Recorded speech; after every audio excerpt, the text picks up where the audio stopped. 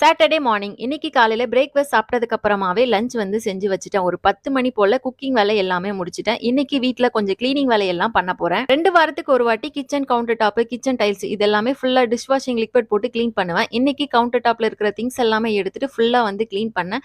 Daily kitchen வந்து clean பண்ணாலும் கொஞ்சம் அந்த எண்ணெய் பிசுக்கு கரை இருக்க தான் செய்யும். அதெல்லாம் வந்து இந்த மாதிரி டிஷ் வாஷிங் லிக்விட் போட்டு கிளீன் பண்ணா நல்லா சூப்பரா பளிச்சுன்னு வந்து கிளீன் ஆயிரும். கிளீன் பண்ணதுக்கு அப்புறமா கவுண்டர் டாப்ல இருந்த திங்ஸ் எல்லாமே திருப்பி வந்து எடுத்து வச்சுட்டேன். ஓடிஜி மேல போட்டிருந்த கிளாத் வந்து எடுத்துட்டு ஃபுல்லா வந்து கிளீன் பண்ணதுக்கு அப்புறமா வேற ஒரு கிளாத் போட்டு வச்சேன். கையோட ஃப்ரிட்ஜும் வந்து கிளீன் பண்ணி விட்டுட்டேன். கிச்சன் ஃபுல்லா கிளீன் பண்ணதுக்கு அப்புறமா பெட்ரூம் வந்து கிளீன் பண்ண ஸ்டார்ட் பண்ணிட்டேன். டெய்லி யூஸ் பண்ற பில்லோஸ் எல்லாமே எடுத்து வெயில்ல வந்து காய போட்டதுக்கு அப்புறமா பெட் ஸ்ப்ரெட் வந்து மாத்தி விட்டுட்டேன். மஸ்கிட்டோ நெட்டையுமே இன்னைக்கு வாஷ் பண்றதுக்காக போட்டுட்டேன். 2 வாரத்துக்கு ஒரு வாட்டி வீடு ஃபுல்லாவே வந்து தூசி தட்டுவேன். இன்னைக்கு தூசி தட்டினதுக்கு அப்புறமா வீடெல்லாம் வந்து கூட்டிட்டு லாஸ்டா வந்து மாப் போட்டுட்டேன். மாப் போட்டதுக்கு அப்புறமா தான் வீடே வந்து நல்லா ஃபுல்லா கிளீன் ஆன மாதிரி இருந்தது. இந்த கிளீனிங் வேலையெல்லாம் செஞ்சு முடிக்கிறதுக்கு எனக்கு 3 மணி நேரம் ஆச்சு.